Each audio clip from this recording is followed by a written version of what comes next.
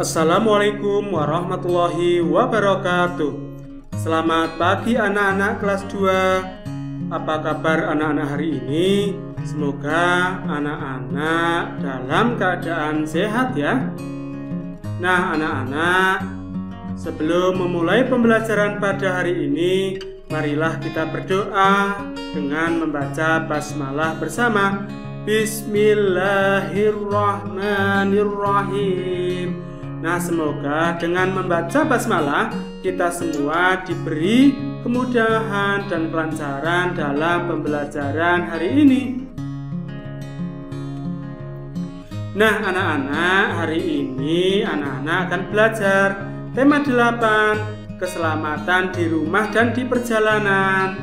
Subtema 1, aturan keselamatan di rumah, pembelajaran 1.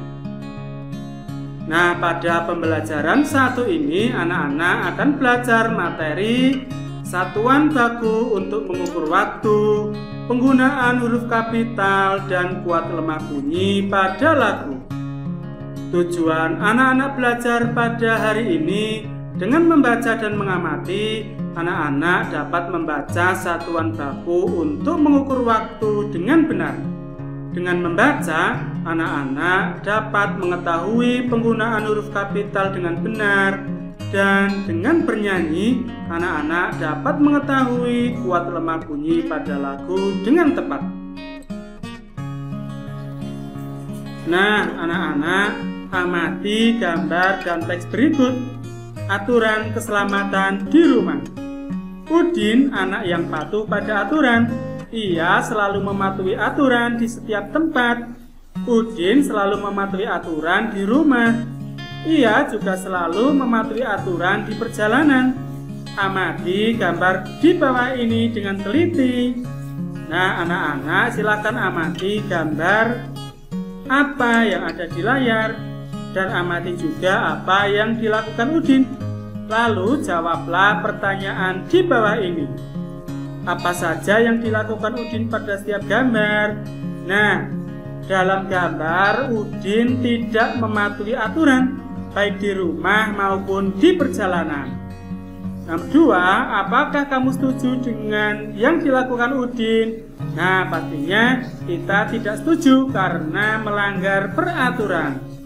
Nah, anak-anak, aturan setiap kegiatan di rumah perlu diperhatikan. Aturan berguna untuk keselamatan diri dan keluarga. Udin dan keluarga melakukan setiap kegiatan sesuai aturan. Amati gambar di bawah ini dengan teliti. Nah, Udin melakukan setiap kegiatan dengan hati-hati.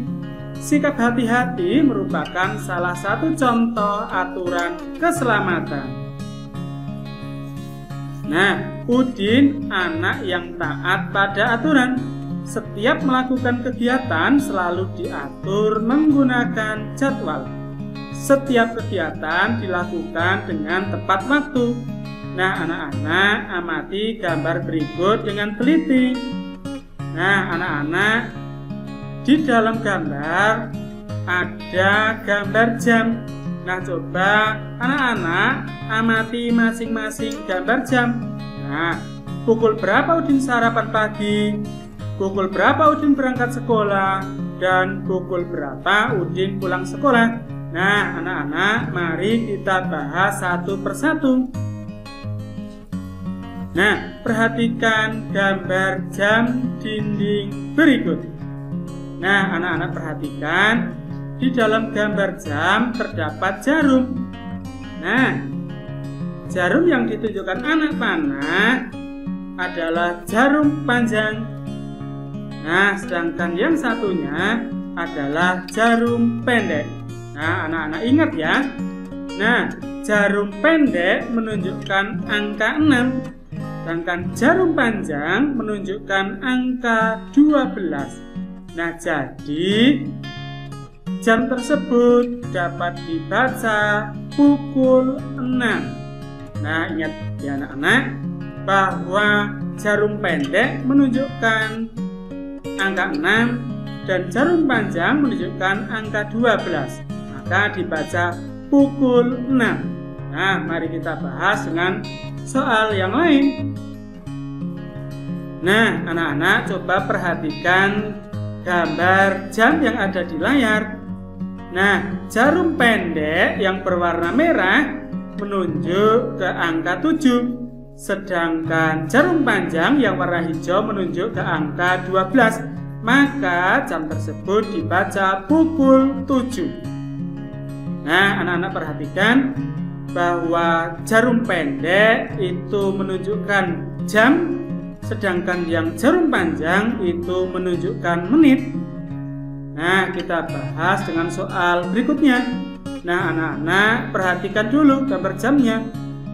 Nah, jarum pendek menunjuk ke angka 11, sedangkan jarum panjang menunjuk ke angka 12. Nah, maka dapat dibaca pukul 11. Nah, anak-anak, sebagai tugas 1 dan agar anak-anak lebih paham tentang ukuran waktu, anak-anak bisa membaca jam yang ada di layar. Kerjakan di buku tulis anak-anak. Ingat, kerjakan dengan teliti dan semangat ya. Nah, anak-anak, bacalah teks berikut dengan lafal dan intonasi yang tepat. Bacaannya berjudul Aturan Ketika Sarapan Pagi. Sarapan pagi ada aturannya. Aturan itu berguna untuk menjaga kesehatan tubuh. Kesehatan tubuh sangat penting. Tubuh yang sehat akan terhindar dari penyakit. Penyakit yang muncul disebabkan sering lalai dengan aturan. Oleh sebab itu, aturan ketika sarapan pagi harus dipatuhi. Aturan ketika sarapan pagi yang harus dipatuhi antara lain: yang pertama, mencuci tangan sebelum makan hingga bersih. Yang kedua, duduk dengan posisi yang benar. Ketiga, mengambil makanan dan minuman dengan tertib. Keempat, berdoa kepada Tuhan sesuai ajaran agama yang dianut. Nomor 5, makan pelan-pelan dan tidak terburu-buru. Nomor 6, tidak berbicara ketika makan. 7, setelah makan mencuci tangan hingga bersih. Nomor 8, setelah makan berdoa kepada Tuhan sesuai ajaran agama yang dianut. Nah, anak-anak, coba baca kembali teks aturan ketika sarapan pagi dengan teliti. Nah, setiap kata Tuhan selalu ditulis dengan huruf besar. Huruf besar disebutkan juga dengan huruf kapital. Perhatikan kalimat-kalimat di bawah ini. Nomor 1, berdoa kepada Tuhan sesuai ajaran agama yang dianut. Nah, anak-anak perhatikan penulisan kata Tuhan diawali dengan huruf kapital. Nomor 2, setelah makan berdoa kepada Tuhan sesuai ajaran agama yang dianut. Nah, pada kalimat nomor 2, kata Tuhan juga diawali dengan huruf kapital. Huruf kapital juga dipakai sebagai huruf pertama kata ganti Tuhan. Kata ganti Tuhan yang sering digunakan misalnya Yang Maha Esa, Yang Maha Kuasa, Yang Maha Besar, Yang Maha Pengasih, Yang Maha Penyayang, dan sebagainya. Nah, anak-anak bisa mempelajari lagi penggunaan kata Tuhan menggunakan huruf kapital. Nah, anak-anak, selain untuk menulis kata Tuhan dan kata ganti Tuhan, huruf kapital digunakan dalam penulisan sebagai berikut. Yang pertama, awal kalimat. Contohnya, Siti sedang membaca buku. Nah, kata Siti, S-nya huruf kapital karena merupakan awal kalimat. Nomor 2, unsur nama orang termasuk julukan. Contohnya, Dewi Sartika, Jenderal Kancil, dan lain sebagainya. Nomor 3, nama gelar kehormatan, keturunan, keagamaan, akademik yang diikuti nama orang. Contohnya, Sultan Hasanuddin. S-nya huruf kapital dan hanya huruf kapital. Nomor 4, unsur nama jabatan. Contohnya, Presiden Joko Widodo. Nomor 5, nama bangsa, suku, dan bahasa. Contohnya bahasa Indonesia, suku Jawa, dan lain sebagainya. Nomor 6, unsur peristiwa sejarah. Contohnya konferensi Asia Afrika, Perang Dunia II, dan lain sebagainya. Nah, anak-anak, masih ingatkah kamu apa yang dilakukan sebelum makan? Kita harus berdoa sebelum makan. Tujuan berdoa sebagai wujud syukur kepada Tuhan. Bersyukur kepada Tuhan dapat diungkapkan melalui lagu. Misalnya lagu Terima Kasih Ya Tuhan. Lagu dapat dinyanyikan dengan tekanan nada kuat dan nada lemah. Nah, anak-anak, perhatikan lagu yang berjudul Terima Kasih Ya Tuhan ciptaan A.T. Mahmud. Nah, anak-anak dapat menyanyikan lagu ini di rumah. Jika tidak tahu lagunya seperti apa, anak-anak juga dapat mencarinya di internet. Nah, anak-anak, sudah tahukah kamu tekanan nada kuat dan nada lemah pada lagu? Perhatikan tanda berikut. Tanda lebih besar berarti tekanan nada dari kuat perlahan-lahan melemah. Sedangkan tanda lebih kecil berarti tekanan nada lemah. Pada lagu berbirama 2/4, secara alami tekanan kuat terdapat pada ketukan pertama, sedangkan tekanan lemah terdapat pada ketukan kedua. Nah, anak-anak, kesimpulan pembelajaran hari ini, dalam membaca waktu menggunakan jam, yang harus diperhatikan adalah letak jarum. Contohnya pukul 7. Jarum pendek menunjukkan angka 7, sedangkan jarum panjang menunjukkan angka 12. Huruf kapital digunakan untuk menulis nama Tuhan, awal kalimat, nama orang, nama gelar kehormatan, dan lain sebagainya. Lagu dapat dinyanyikan dengan tekanan kuat dan lemah.